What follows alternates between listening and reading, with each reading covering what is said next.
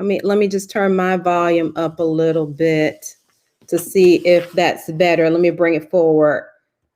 All right. Well, I put it on mute. Okay. I hope this is better. Can you all hear him now? I can hear you. You can hear him? Yeah. I can't hear. Can you hear me? I can. All right, great. Okay. And Kier was having a little bit of difficulty, so we'll let him work that out. But everyone, thank you for joining us this evening. We have some young entrepreneurs joining us tonight, and we welcome back Ms. Dees, Nicole Dees, to the group. We're going to talk about financial freedom. We're going to talk about these young professionals and what they're doing. We're extremely proud and excited for the work that they are doing for their businesses as well as within the community. So I am going to kick us off with a prayer like we always do. And after that, we'll get started with the young professionals. Okay? All right. So everybody bow their heads in prayer. Lord, we thank you tonight for bringing us together with these young professionals. Lord, we always put you first and foremost in our life with everything we do. And Lord, we just ask that I decrease and you increase and allow them to share their knowledge and experience with us tonight, Lord. Bless all the families that are present on this live connection tonight, Lord. And we just ask that you protect them and our communities. In Jesus' name, amen. All right. So we got the first order of business out of the way with our prayer. And tonight, we got one of our guests that may be having a little bit of technical difficulty, but I'll go ahead and introduce the panel. Ladies first, we have Ms. Nicole Dees of One Source. And Nicole was so awesome to step in. Her daughter was going to be our guest tonight, and you know things happen with our young professionals where they have to step away and take care of an emergency. So I'm happy to have her. And we have Mr. Eric Williams, eSonic Logistics, with us tonight. Hello. And we have Mr. Kier Richards. And Kier is a med student, and he has a nonprofit called Pre-Med Solutions. So welcome everybody. So I want you all to let's just kind of go around, and we will start with you, Eric. Tell us a little bit about yourself and your company. Well, first I want to say I'm happy to be here, and thank you for inviting me to this call. My name is Eric Williams. I went to high school at McKeithren High School from Powder Springs, Georgia, from Cobb County area all my life. I've known Miss Bridget for pretty much all my life, amazing woman, my mentor as well. I went to Mississippi College, graduated in 2012 on a basketball scholarship. And from there, I'm sure we're gonna get into the business aspect on it later on, but that's pretty much my background from growing up from Marietta, Georgia, and a student athlete. Thank you. Kier? Sorry about that, guys. Was having a few technical difficulties. Can everybody hear me okay? Yes. All right, perfect. My name is Kier Richards. I actually grew up in Marietta as well with Mr. Williams. We actually went to the same high school right around the same time, played basketball as well there at McKeithren High School. Ended up going to Savannah State University on a basketball scholarship. Afterwards, getting my master's at Morehouse School of Medicine. And now I am currently a third-year medical student at Morehouse School of Medicine and currently a part of a nonprofit that we have there called Pre-Med Solutions. Thank you. And Ms. Deeds, welcome back. Tell us a little bit about yourself and your... I just want to hear them talk. I'm like, this is the young people's panel. All right. I want to hear them talk. I'm with you, Bridget. We to the side. We're to the people. I'm just listening. They can ask me questions if they want. But I'll introduce myself, but I want to hear their story. Nicole Dees, I'm a financial planner with One Source Financial in Cobb County. So I'm like, McKeithren, huh? My son plays basketball. I'll be talking to y'all. We go. He goes to Harrison though. My daughter goes to Valdosta State, so I apologize that she's not here. She had a study group that moved it from 9 o'clock to 6:30. She would be here, so I'm sorry about that. I'm a financial planner, like I said, been in business now for 22 years. I help people with their health, anything that has to do with their health and their life. So make your money grow, keep your money safe, get you ready for retirement, help you with business planning, all of those different things. So I'm here to answer questions, but I'm here to listen. I'm excited to hear young people. All right. Well, thank you, Nicole. No problem. So I'm going to start with Eric. Tell us how you got started with your business. Okay. My story is probably a little different from the average story. Like I said, I'm a student athlete. So I graduated in 2012, Mississippi College. Coming out of there, you want to go, play basketball, go overseas, go pro like everybody, but it didn't work out for me how I wanted it to. So from there, I graduated, came back home, got into trying to go Fortune 500 do it. I got a business degree, Bachelor of Science. So I'm trying to go business degree. Don't really know what I want to do. That's a broad topic. So I'm putting in applications, and in my past, I made a few mistakes in college, like probably some of us have done. So that, along with the competition of the job market, I couldn't find a job.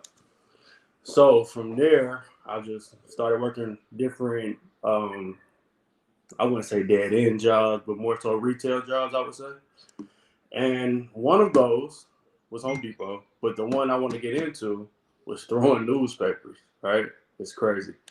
So I started throwing newspapers 7 days a week, 365 days, rain, sleet, snow, you out there throwing the papers, doing what you got to do. But in the midst of that, I used to read the newspapers every day, looking for a job. I was told if somebody put a job in a newspaper, they really want to hire somebody because they're paying money to put that ad in the paper. So they're really looking for a hire, right? So I took that advice, read the paper. One day I came across a courier ad, right? And it said $800 or $800 a week. To me, I'm like, wow, let's get it. So $800 a week, that blew my mind. So I called them. They gave me an interview. But what was crazy about the situation was the interview was the same day as a follow-up interview for T-Mobile retail. So I had to make a choice. Do I want to go to the second interview? I'm probably going to get the job. Or do I want to take this chance and bet on myself? So I took the chance. I'm like, $800. I can't make that at T-Mobile. It's probably going to be. I took the job, went there, did that, started doing that, jumped out the gate as one of the lead drivers. Basically, it was a driving job. If you're not familiar with the courier logistics industry, it's driving. You're pretty much delivering meds to different hospitals and facilities and things of that nature. So, when they told me I had the job, they said you can work when you want to work. But my mindset was, all I heard was you can work as much as you want to work, right? So I would not stop working. Like I'm talking about from sun up, sundown, weekend, holiday, I'm working. They noticed that, and from there I became a dispatcher. And what a dispatcher is you're pretty much in the office. You're giving jobs to different drivers, setting up routes for different drivers. But that is not as much money because it's not independent contractor where you can't work as much as you want to. Uh-oh. He froze up on us. No, he just got to the good part. Well, he'll come back to us hopefully in just a second. You'll notice. All right, so we'll give it a second. He's probably refreshing right now. He probably is. Right. Just to keep us going. Yeah. Here, tell us how you got started. All right. So, of course, well, actually, my story is very similar to Mr. Williams. Of course, I did basketball in college, and like he said, everybody has the dream of going pro. But I noticed probably around my junior year that I was having a few issues staying healthy. And always it had been beaten into my brain, hey, education is going to be your way to open a lot of different doors. So from early on, just make sure I kept up with my studies. But I noticed that, hey, when I was in the training room dealing with injuries, I would follow my athletic trainer and see what he did because I noticed I had a knack for sports. I wanted to stay around sports. So that's exactly what I did. What about you? You back? Zach. All right. No problem, Eric. We move to Kier and we'll come right back to you, okay? Right. Okay. All right, I'll make mine a little shorter so we can get back to that story because I wanted to hear the rest of that story. Um, but on a shorter note, I followed my athletic trainer. I noticed, hey, I wanted to do something sports related, but in the back of my mind, I always kind of loved medicine, loved science, but it really wasn't solidified until I got to about my junior year of college. At this moment, I started following my orthopedic surgeon, who actually did a few of my surgeries on my knee at the time. And after graduating, I noticed, which is an issue which we'll get to with the nonprofit, I noticed that my grades kind of weren't where they needed to be. They were okay, but as far as going to medical school, um, they require that most schools are going to require that GPA of at least 3.7. So I noticed that I needed to go back to school to get my master's degree in order to boost that GPA. And in doing that, I also worked as a community health worker to in the Metro Atlanta area as well, and also the Lower East Point area as well. And it kind of solidified that I really enjoyed medicine. So I got my master's in a master's of science in medical science, which helped propel me into medical school. Okay. Thank you. I think Eric left us again. He'll be back. The internet thing, I understand. Okay, Eric, there he is. Hey, We're going to let you finish that story. Thank you, Kier. where did I leave off at? I think I was at the part where, okay, I became a dispatcher. Go ahead. Right. So I became a dispatcher, and I looked at it as an opportunity to get me inside, learn the business, learn the inside, ins and the outs of the operation, and it did that. So basically, once I learned the ins and the outs of it, I realized I can maybe do this on my own, right? So I began gaining relationships with different people that could help me get to that, and I made a few of the right relationships, and they gave me a few contracts, and that's how I got my opportunity in the logistics industry. Awesome. Gosh, you guys, that is fantastic. I love those stories. Um, tell me about some of the challenges you faced. And Kiera, we're going to start with you this time. What were some of your challenges? Some of the challenges I face as far as getting to medical school and with the nonprofit, as far as getting to medical school, is I think of kind of knowing the right people or knowing what you need in order to get to that point. At Savannah State, I hate to say it, but there wasn't a lot of mentorship that was geared towards medical school. So a lot of the hurdles I came across were in the beginning, knowing out the gate when you get to college, hey, you need to have a certain GPA, you need to have a certain amount of time shadowing different physicians. You need to have a certain amount of community hours because when these type of things come across the desk of people who are on committees who are going to decide if you're admitted to the school, these are the things you need to know.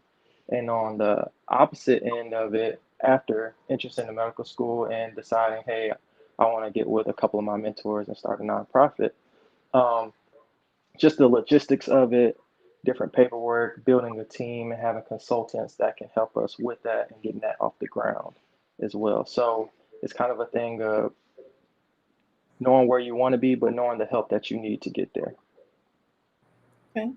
Eric, what were some of the challenges you faced? And to kind of piggyback what Kyrie said, he made some good points.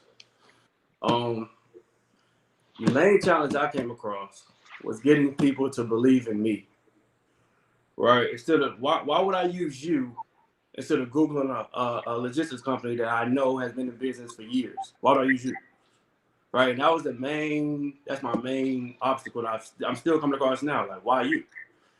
And you just have to gain people's trust. You have to get creative in gaining their trust. And I would say that's the biggest and main hurdle is why you. And of course, the financial aspects of getting a career business off the ground. There's some financial obstacles as well, but I overcame those by getting a few business loans that I've caught up on and pretty much evened out. But the main thing is to get people to believe in you. Okay, so I got my questions, but I'm gonna go left, okay, on these guys because I know both of them personally, okay.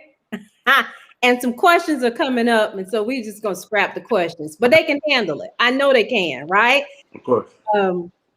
So Eric, tell us, this was one of the questions that came up. Tell us how you helped family and friends in this industry.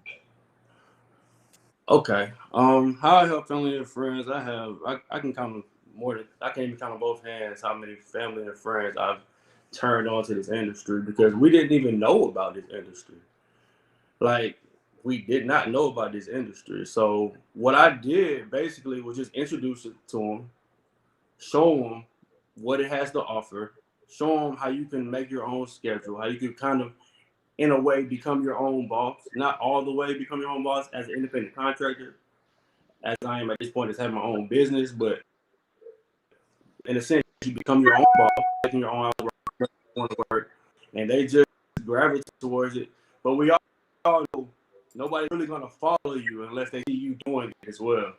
So once I really became kind of successful in it, that's what makes family, kind of put their trust in you and be like, I see it's working for him. He can show me the ropes, and that's how we did it. So my brother is now extremely well in this industry as well. I've put my aunt went in the past, and a lot of family and friends in this industry. All right. All right. Yes, that does answer my question. Thank you. So Kier, I heard you say, one of the things that challenged you was your grades initially and getting into medical school, and you decided that you would get a master's degree. How did you get on this path of medical school to begin with? When did that seed enter into your mind that that's what you wanted to do? Well, I've been told from my mother that since the age of 5, I kind of always knew I wanted to be a physician, and it came to fruition. In like I said, I always knew I loved science and the sciences. It probably didn't become truly solidified in my head until college, and I got with that orthopedic surgeon. I was like, hey, I like using my hands. I like being in the OR.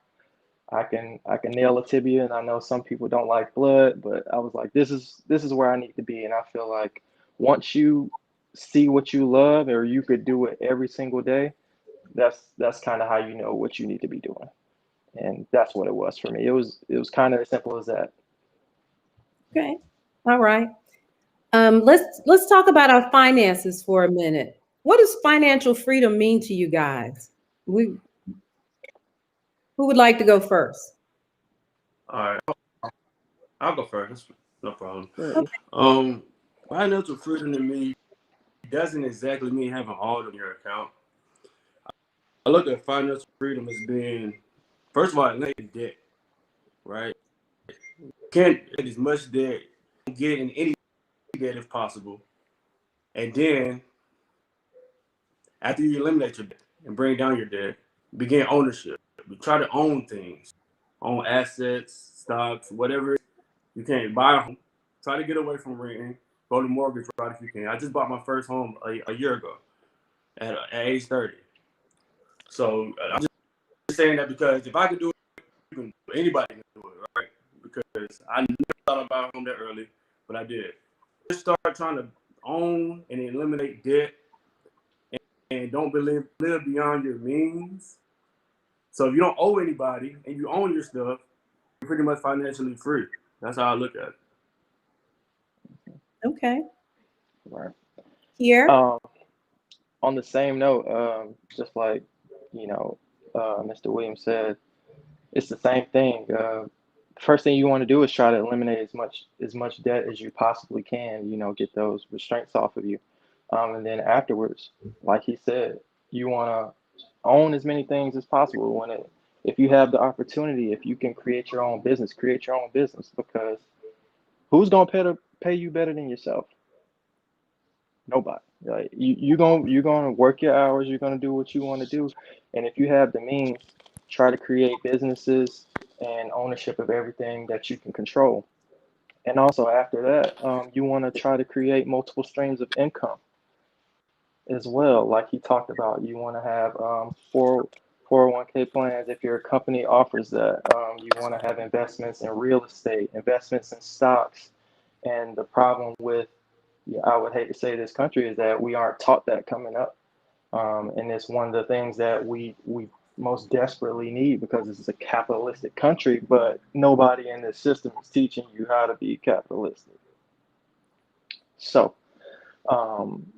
we need to start being able to build our own businesses again, like before, ownership of our own things, like Mr. Williams said, and continue to grow with each other and getting around others who are very much like-minded, like this group we have here, who is trying to achieve that financial freedom. And I think the last thing, financial freedom for me, is being able to live the lifestyle that I would like to live. And when that means creating spreadsheets and budgeting where I need to, like the old saying goes, you work hard now so you can play hard later. So doing what you need to now so that you can live that lifestyle that you want. Okay. Well, thank you. It makes my heart smile as a financial planner, listening to young people say own things, own assets. I'm just like, I want to cry. I just want to say, I know I'm not supposed to jump in, but I had to, because, that's just music to my ears. It's music to my ears. One of the things that both of you said when you said own things or assets and pay off your debt, one of the things that I like to inject here is, if you cannot get into debt, and the biggest debt that we as people of color have is student loan debt. I don't know if you guys can both speak to that, but if you can speak to your friends, speak to your families, speak to the young people that's coming up under you, to let them know that going to a school just for the name is not it. Go to the school that you can afford, so that you do not have that yoke on your neck. So yes, if there's young people listening, hopefully there's people under the age of 18 who are getting ready to go to school. You're not going to school just to have that sticker on the back of your card that says, what is it? Emory dad or Emory mom. It's for you. It's for you. And if that $40,000 nut does not make you back up, $40,000 times 4 is $160,000. That's a lot of money for you to come out and, just like you, Eric, said, not being able to find a job, right? And that's not cool. So I just wanted to throw that in there. Y'all made me smile when you said that. I'm gonna go back on mute. That's it. You're absolutely right, and I applaud. Like I said, let me chime in once. And I did say something else that I want people to understand when it comes to don't live beyond your means. By that is, I understand we love things. We're going to test that. I love nice things as well. But it's not always your time. Wait your time. Get your priority right. You don't want to have the brand new car outside of, something that you're renting, right? So wait your time, get your priorities in order, and then you'll get it, right? So I was driving 2006 Ford Focus, making pretty good money, but I knew I wanted a house, and my debt ratio couldn't exceed a certain amount, so I did not get a vehicle. Now I have 2017 Chevy Suburban after I close on my house. So just wait your time, and it'll come. That's absolutely right, Eric. That's the thing that young people have to understand. It will come, but have your priorities in order. When you're looking at those things, you and I had a great conversation about that. And what was amazing to me with both of these young men is they had savings. You know, when you see them, they look nice, but all of their money aren't going into clothing, a depreciating asset as soon as you walk out the store with it, because they were banking their money for other things that were priorities. Mr. Williams' home, gorgeous home. And when he got in that home, there were things that he planned for along the way, you know. So those were the things that were important. If I could talk about Mr. Richards over here, the savings king as well. um, he would say to me, "Mom, I want to live like a poor college student." And I was like, "But you're fine. No, no, no. I'm gonna live as a poor college student. This is my budget. Um, I'm gonna meal up because I don't want to go out and spend money on food." Um, I, I wasn't the best example when it came to meal prepping and cooking. My confession today. But I applauded him for his discipline, both of these young men, for their discipline and staying true to their goals, you know, reaching those goals, having the businesses that they have, the medical school student who is determined and driven. Um, and Nicole, one of the things you said I love was not getting into debt, you know, and you know, as college students and even after college, you know, your mailbox fills up with credit cards, right? Everybody wants to give you one. So you guys, how do you feel about that? When everybody wants to give you a credit card? Well, I'll go for the moment.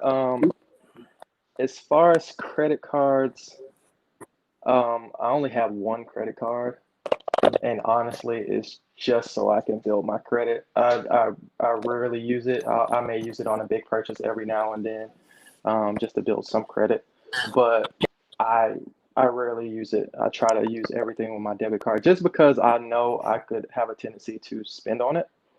So if there isn't any major expenses that I can't just handle with my debit card, I try to, not use my credit card. So, I try to stay away from it just so I do not create a bad habit or create too many finances. Fortunately for me, I was able to go to undergrad on a full scholarship. Um, on the gap year I took between my master's program, I worked as a community health worker. As my mom said, I lived pretty frugal. Was able to accrue a big chunk of change, about $30,000 in savings, because I knew it would serve me well once I got to medical school, which allows me now to make payments on, my loans that I have now for schooling. That way, I can try to get some of those loans down before the interest started kicking in. So I kind of had a mindset that I knew, hey, this time off that I have from school, I need to work as hard as I can, make as much income as I can because I know I'm gonna need it later on down the line. Yeah, thank you. I think Mr. Williams This makes my left heart for smile. a second, so I think he'll be back. You mentioned earlier, Kier, 401k. Want to talk about how you knew that you should have 401k or interested in 401k? Um, I've had a great advisor my whole life. It's been my mom, just hands down. Raised me very well, but I knew when I had that job as a community health worker, when I saw that Morehouse, it was with Morehouse School of Medicine as well. Once I saw that they had a 401k program, I was all for it. Trying to commit as much of my income as I could to it because I knew that they had a program that would match what I was putting into my 401k. So along with that, with the income I was making, I knew I was essentially, in an aspect, doubling kind of what I was coming in with, and I was going to be able to use that later on down the line whenever retirement came around. Retirement. It's Ha, coming. It's it's coming. it's a while, but it's coming. It's coming, right. Eric, oh man, you are saveaholic too. And I love that about you, because you will stash your money away and make your money work for you. Who inspired you to become an entrepreneur? I've seen my mom be an entrepreneur pretty much all my life. But it wasn't until I knew I could do the same thing that others were doing for myself that I really understood entrepreneurship. But yeah, my mom pretty much is an entrepreneur. Like right now, she's doing taxes. She has her own tax business, so she's doing taxes as we speak. In South Georgia, pretty much created a monopoly in South Georgia on the tax business. So yeah, I would say my mother. And I know that's pretty much been ingrained in you guys too, with the savings and having your own business and multiple streams of income. You talked about that earlier. Yeah, I did want to say something though, because he did touch on 401ks, which is great, right? But as an entrepreneur, sometimes we can't really get those. So what I want to introduce, what I was introduced to was IRA. I had no idea about the IRA. I didn't know. So my banker introduced me to those. It makes a lot of sense. It's pretty much, it makes your money work for you without even knowing what you're doing, pretty much. You just have a good mentor. I know now, but at the time I didn't know. I was just trusting in him, and it made a lot of sense. So now I learned about IRAs, and I really think young people should learn about those as well. Yeah. Okay, just one thing. So I have to correct something right here. Business owners can have 401ks. It's called the individual or solo K. And you can put 100% of your income into it so that it's tax deductible, and you owe the IRS zero. But we'll talk about that offline. So yes, I need y'all to always stash your money, but make your money work for you in all vehicles. So yes, you can. So it's called, Nicole, it's called a solo we K. Need to talk about that. Yes, solo K or individual 401k is in your business's name. And any income that you choose to put in there is tax deductible on your business taxes. So $0. Definitely, we want to. Sure. Awesome. We definitely all want to know more, because we want to take advantage of those opportunities as we have these young professional and us older professionals also want to take advantage of that. So any information that you can provide and we can share with the group, because I'm Absolutely. sure we have others on the line as well that would like to know as much as we can about that. Because one of the things that I found is, as these two gentlemen mentioned earlier, is, you know, we don't share enough about what are those things with finances, and starting from young until, you know, so that when they get older, they're mature in their financial walk, right? And they're making good decisions. We're all gonna bump our heads from time to time, but you know, making those good decisions early has a better outcome than later making those decisions and finding out, oh, if I had just done this early on, you know, I'd be positioned myself much better. And I love what Eric said was, you know, renting wasn't the way to go. And, you know, sitting down and having a conversation about, you know, when is it time? Sometimes you have to rent. Don't get me wrong, that it's just, you know, where you are from your a financial standpoint. But at what point does it make sense to go ahead and invest in your own? So you're reinvesting in yourself when you're owning that property and owning your assets. So all very good comments that you would make. And let me ask you guys, at what age would you start teaching your children about financial freedom? Birth. Every aspect, with anything that has to do with money. Yeah. Okay, speak up a Go little, ahead, Eric. sorry. Yeah, go ahead. Go ahead. Go ahead. Yeah, go ahead, Eric. Are you good? Go Am I ahead. up? You were, but we can hear you now. Okay. My Wi-Fi, my cell phone, my computer's dead. I'm sorry. But Okay. no, I would say soon as school starts, about money, about math. Mm-hmm. Mm-hmm. That's true. Middle school. Okay. Yep. Okay. Even before school, because just think of it this way: when you take your kids to see, I'm talking like a mom now. So when you take your children, say to the grocery store, right, or any store, what is the first thing children do? Mommy, I want. Right? They don't have to be Want this? 5-year-olds to say, "Mommy, I want."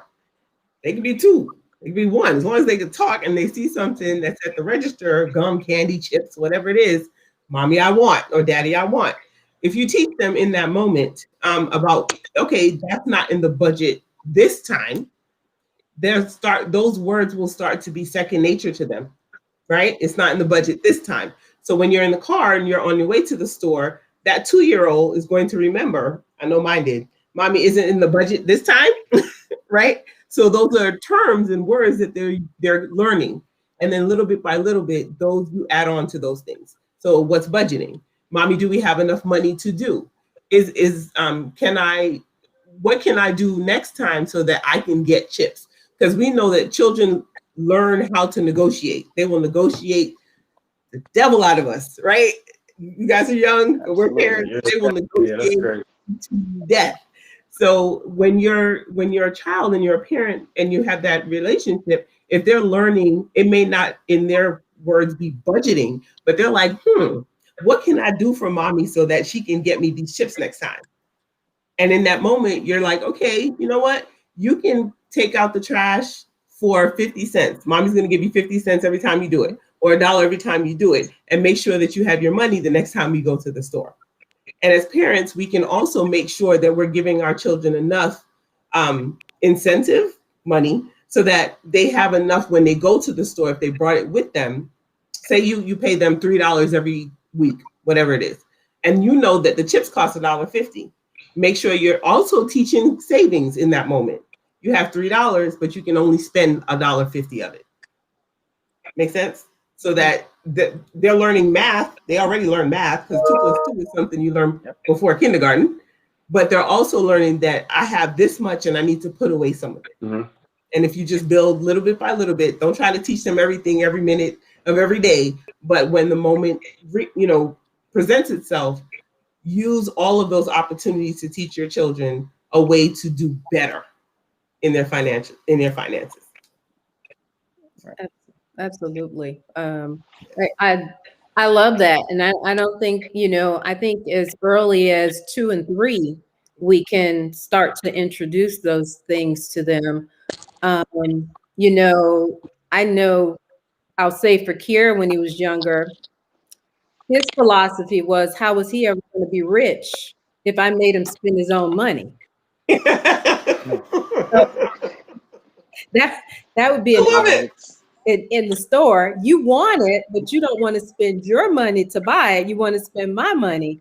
So someone once told me that I should have said to him, how am I ever going to be rich if I allow you to spend all of my money? But I wasn't thinking like that. I was just floored that here I am having this standoff with a 5-year-old about spending money, but all very good, valuable things. And then, introducing them to the banking concept is also, I think, equally as important, and taking them with you to the bank and having that experience while they're at the bank with you, and being able to see how mommy and daddy transact at the bank. So I want to switch gears and let's go back to the businesses. So I'm going to start with you, Eric. If there was someone who wanted to get started in the courier business, what advice would you give them? One second, let me get a charger. One second. Okay, all right. First piece of advice in the courier business or just business as a whole?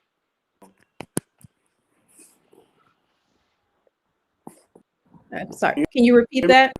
I can. I can hear you. In the business? In the courier Okay. business, what No, advice just gain as would much someone? knowledge.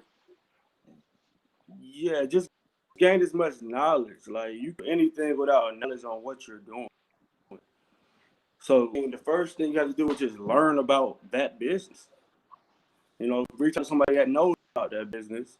In this case, I would be able to educate them in that particular field.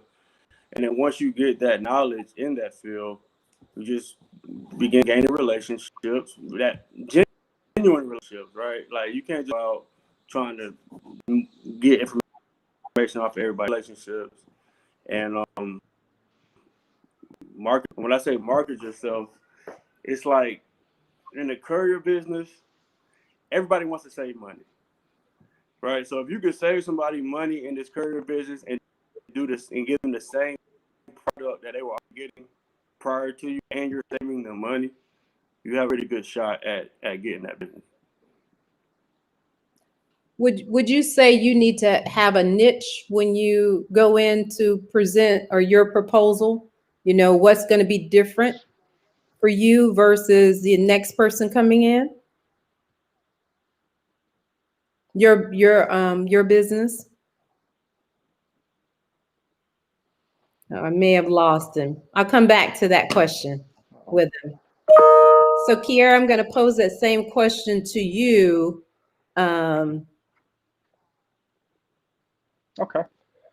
I think my advice really falls along the same lines as Eric's. You want to familiarize yourself with the business you're looking to go into.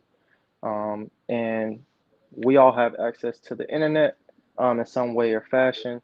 I would start there and get as much research as you can on that. And with your business, you, like he said, you want to surround yourself with people that you can trust. I would always recommend getting a financial consultant, because with any business, there's always overhead. There's always, hey, if you have multiple employees, things that you need to have down so you can create spreadsheets and know the ins and outs of your business as far as the finances go. So the first thing you should always do is look up and research as much as you can about that business, like Eric was saying, and then also surround yourself with people who know that business and people you can trust, first and foremost.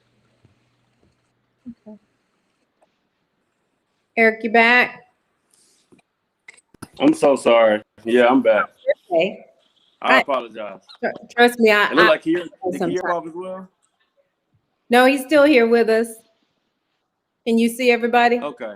No, okay. So yes, I can. I'm sorry about that. But I was saying, me personally, the upper hand I have on these bigger companies is they have hundreds of clients, you know what I'm saying? A lot of numerous clients. My clients, I give them that family feel, right? I can go by every day. I can check on them every day. I could, you know what I'm saying, more personal touch. So that's my niche, the personal family touch that I present, because I don't have as many clients as these bigger companies have, where they get, you know, lost in the situation. So I keep close contact with my people, Christmas cards, New Year's cards, things like that. That's smart. That's very smart, because they remember you. You know, when that card shows up, oh yeah, you know, Mr. Williams. So he's always in touch. With have that connection. Even the people that told you no. Absolutely, because sometimes the no will change to a yes. You know, you just might show up on that day that somebody else didn't show up, and now here's your opportunity. Very, very good They might have advice. messed up last week. They messed up last week. Here's that Christmas card. Remind them who you are. There you go. That's it. That's it. So you all, we talked about quite a bit here tonight, and I'm ecstatic. You guys are two of my favorite fellas. And I'm excited about what you're doing and what you're doing in the community and for yourselves. I want you to continue to grow and do these things that you're doing. Nicole, anything you would add? Any questions you would want to ask these guys? I mean, they've been phenomenal. They are. I'm sitting here smiling on the outside and the inside because I love seeing young people do great things. One of the things that I wanted to say about mentorship and learning a business that, like with you, Eric, you didn't know about logistics until you saw the ad. So you learned about it, right? You went inside, you learned about it. One of the things that people can do that I tell my kids, my son is 16, my daughter's 19, and you think you know what you want to do until you actually do it, right? Until you actually see it in motion. So Imani is going to be she wants to be a forensic scientist. That's what she said. I was like, you're a sophomore. I need you to go see some dead people and some blood first and see if that's what you really want to do, right? Because it could be a problem if you can't touch a dead person. So that's what she's going to do. And one of the things, though, that I always, like with my son, he's good at math, he's good at science, and he has no clue what he wants to do, right? So I always tell my mentees to go to Google and just type in the words of the things that you like to do. For instance, he likes math, he likes statistics, he loves basketball, right? Like, he's like, I'm going to be great. And I'm like, I'm so happy you're smart. Because yes, he plays basketball and he's on varsity, but you're smart. So how about you write that in Google? And one of the things that he did one day was he put in 5 adjectives of the different things that he loves. And something that came up that shocked him, he actually was like, Mommy, you actually make sense, is a basketball statistician that you go to school for, right? All of those people, I said, the people that you see who are talking to you when you're watching the game don't actually know that information. There's somebody in their ear telling them that information, and that could be you. And he was like, wow, okay. So the other thing is, he's 16, but I made him start a LinkedIn account because there's certain things that, yes, you can Google. Google is your friend sometimes, because sometimes you put things in Google, the words that you put in is going to spit out exactly what you asked it, not what you really want to know. So if you have a LinkedIn profile, you can type in those words on LinkedIn and see different people who are doing different things and maybe reach out to them so that they can be your mentor. So young people have so many different ways to get in touch with people who you would have never seen in your regular life, because you have access to so many different products and projects and internet information, Facebook, LinkedIn, different ways to reach people for them to be able, even if it's a conversation, to give you some direction on what you want to do. So love young people. You guys are awesome. You're doing great. Absolutely. I'm so proud of you. I'm so proud of you. Thank you so much. Okay. Thank you. Our audience have been listening to us ask you guys questions, and I want to make sure we poll the audience for any questions that they may have in addition to it. I've asked some that I saw pop up, so we'll give them a second to let us know if there are any additional questions. So I want to also share, I didn't share this in the beginning, that Eric Williams is normally my counterpart for Financial Freedom's eldest son, Anita Williams' oldest son. So you can see that apple didn't fall far from the tree with the entrepreneurship and that go-getter mentality. And then Mr. Richards is my youngest. And I am proud of both of them because, like I said, they're my 2 favorite guys. But not only just what they have accomplished, but they are good young men, and add a lot of value to our community as a whole. All right. Well, I am not seeing any questions pop up. I do, Nicole, have one comment. Is they really would like that information about the Solo K.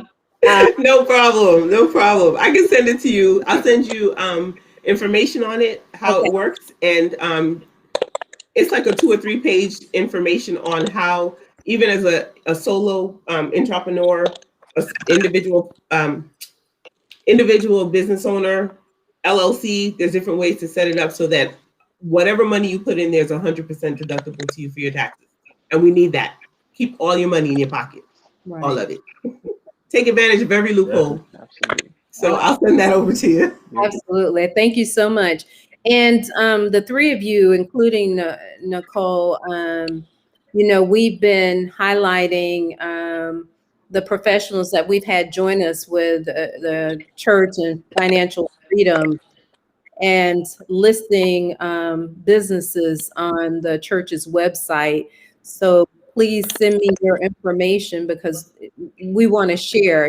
There may have been those that were unable to join us tonight, but can utilize your services in some shape, form, or fashion.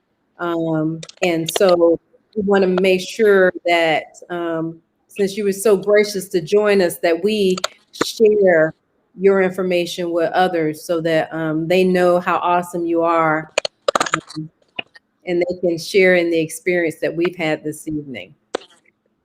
All right. I will send it over to you. Thank you. Great. All right. Well, you guys have any last minute comments, questions, anything you would like to share? I don't see any questions coming up. I would just like to say to the young people. Oh, go ahead. Eric. Go ahead, Eric. Go ahead, Eric. Can you hear me? Yes. Yeah. Yeah. Okay. Yeah. I'm sorry. I say that again. In closing, I'd just like to say, just surround yourself with like-minded people. It's okay to have friends that aren't where you want them to be. Yeah, just help them elevate. But if they don't want to elevate, don't let them pull you down. Right? Just keep like-minded people around you. And if you do want to be an entrepreneurship, make sure you're serious about it, because it's not all good. It's not like people don't see the day so you didn't make $1 and things like that. So just stick with it.